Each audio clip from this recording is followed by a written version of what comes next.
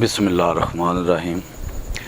ਇਹ ਬੜਾ ਤੁਸੀਂ ਅਹਿਮ ਸਵਾਲ ਕੀਤਾ ਹੈ। ਸਾਰੇ ਬੰਦੇ ਹੀ ਤਕਰੀਬਨ ਮੰਗੋਵਾਲ ਦੇ ਜਿਹੜੇ ਨਾ ਇਸ ਗੱਲ ਤੋਂ ਪਰੇਸ਼ਾਨ ਨੇ ਕਿ ਕੰਮ ਜਿਹੜੇ ਨੇ ਉਹ ਬੇਤਰਤੀਬੇ ਹੋ ਰਹੇ ਨੇ ਤੇ ਇਹਨਾਂ ਨੂੰ ਕਿਸੇ ਤਰਤੀਬ ਨਾਲ ਹੋਣਾ ਚਾਹੁੰਦਾ।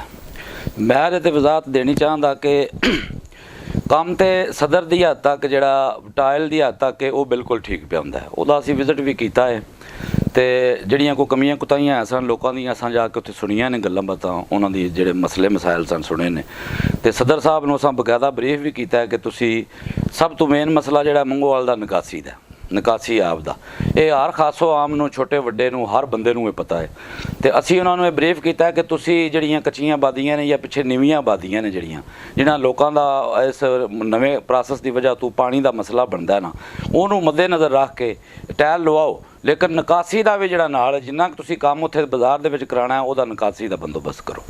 ਤੇ ਇਹ ਦਰੀਨਾ ਮਸਲਾ ਹੈ ਲੋਕਾਂ ਦਾ, ਇਹਦੇ 'ਤੇ ਹਰ ਬੰਦੇ ਨੂੰ ਗੌਰ ਵੀ ਕਰਨਾ ਚਾਹੀਦਾ। ਉਹਦੇ ਵਿੱਚ ਕੁਝ ਪਾਰਟੀਆਂ ਆਪਣੀ ਜਿਹੜਾ ਉਹ ਤਸ਼ਹੀਰ ਕਰਨੇ ਵਾਸਤੇ ਮੁਖਤਲਿਫ ਸਵਾਲਾਤ ਉਠਾ ਰਹੀਆਂ ਨੇ, ਲੇਕਿਨ ਵੇਖਣਾ ਇਹ ਚੀਜ਼ ਨੂੰ ਹੁੰਦਾ ਕਿ ਜਿਹੜੇ ਬੁਨਿਆਦੀ ਮਸਾਇਲ ਨੇ ਨਾ ਉਹਨਾਂ ਦਾ ਹੱਲ ਹੋਵੇ। ਕੋਈ ਵੀ ਬੰਦਾ ਉਹਦੇ ਵਿੱਚ ਅੜੇਕਾ ਪਾਉਣ ਦੀ ਕੋਸ਼ਿਸ਼ ਨਾ ਕਰੇ ਬਲਕਿ ਤਾਵਨ ਕਰੇ, ਉਹ ਖਾ ਇਸ ਬੇਖਤਲਾਫ ਦਾ ਜਾਂ ਉਹ ਨਾਲ ਪਾਰਟੀ ਦੇ ਨਾਲ ਮੁਨਸਲਿਕ ਹੈ। ਸਭ ਦਾ ਇਖਲਾਕੀ ਫਰਜ਼ ਹੈ ਕਿ ਉਹਦੇ ਵਿੱਚ ਤਾਵਨ ਕਰਨ ਤੇ ਜਿਹੜੇ ਨਜਾਇਜ਼ ਤਜਾਵਜ਼ਾਤ ਨੇ ਉਹਨਾਂ ਨੂੰ ਹਟਾਉਣ ਪਿੱਛਾ।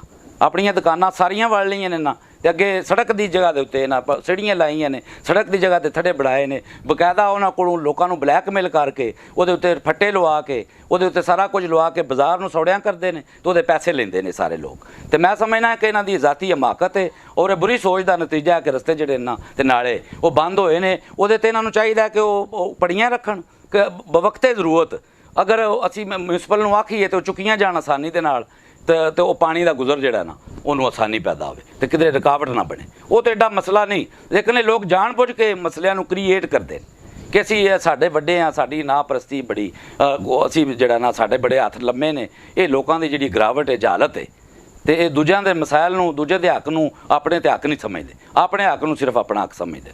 ये शाह साहब आपके ख्याल में मंगोवाल के जो बुनियादी मसाइल चिदा जिन पर तवज्जो नहीं लगी वो कौन से हैं, आप उनको बता सकें ताकि गवर्नमेंट अगर ताकि ये पैगाम पहुँचे तो उनके नोटिस पे आए और कौन से बुनियादी देखो ਕਿਸੇ ਵੀ ਮੁਆਸ਼ਰੇ ਵਾਸਤੇ ਜਿਹੜੀ ਬੁਨਿਆਦੀ ਸਹੂਲਤਾਂ ਨੇ ਨਾ ਉਹਦੇ ਵਿੱਚ ਸਿਹਤ ਤੇ ਤਾਲੀਮ ਜਿਹੜੀ ਹੈ ਨਾ ਹਰ ਮੁਆਸ਼ਰਾ ਇਹਨੂੰ ਮੱਦੇਨਜ਼ਰ ਰੱਖਦਾ।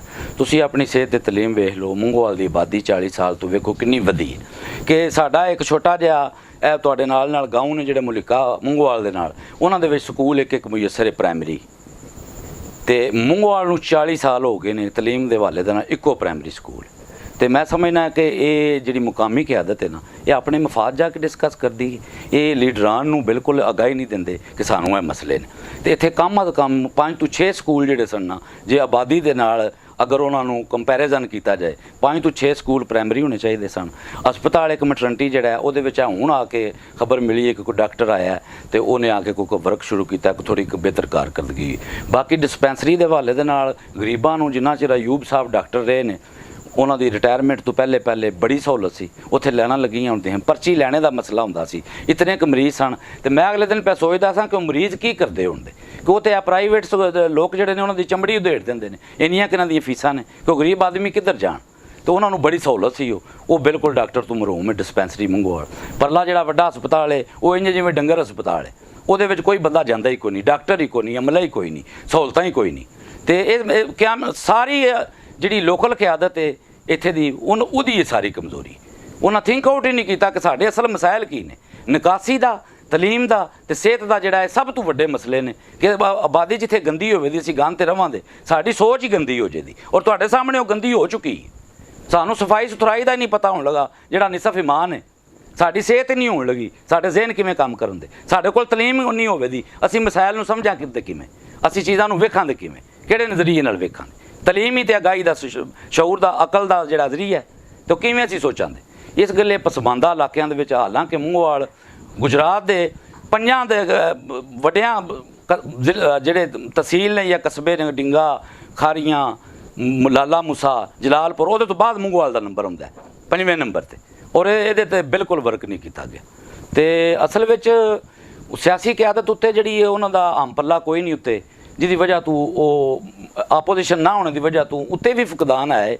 बल्कि मैं गुजारिश करां चौधरी बरादरान अगे कि मंगोवाल ते को अपना रहमो करम फरमान, क्योंकि इस टाइम इकतदार उन्होंने कोल ते ये मसाइल नूं जिहड़े असल मसाइल ने, पार्क का बंदोबस्त कोई नहीं, ग्राउंड का मकूल बंदोबस्त कोई नहीं। सुनिया कि हुण ग्राउंड मंजूर किया ने 40-45 साल बाद, तो ये सारिया चीज़ों को मद्देनज़र रखन असी मैं मंगोवाल की सारी आवाम की नुमाइंदगी करदे आया ये भरपूर अपील करांदा कि चूँकि इकतदार उन्होंने कोल ते इकतदार का सारा मामला हुंदा है, तो ये साडे जिहड़े बुनियादी मामलात ने ना, डाकखाना वगैरह ये साडा रहिंदा है। और बहुत सारे मसाइल ने साडे जिहड़े असी रिटन भी लिख के ते दे सकने हाँ, इहदे ते वर्क किया जा। बहुत सारे मसाइल कि जिहड़े बुनियादी साडियां ज़रूरतां ने आवाम उहदे तो महरूम है।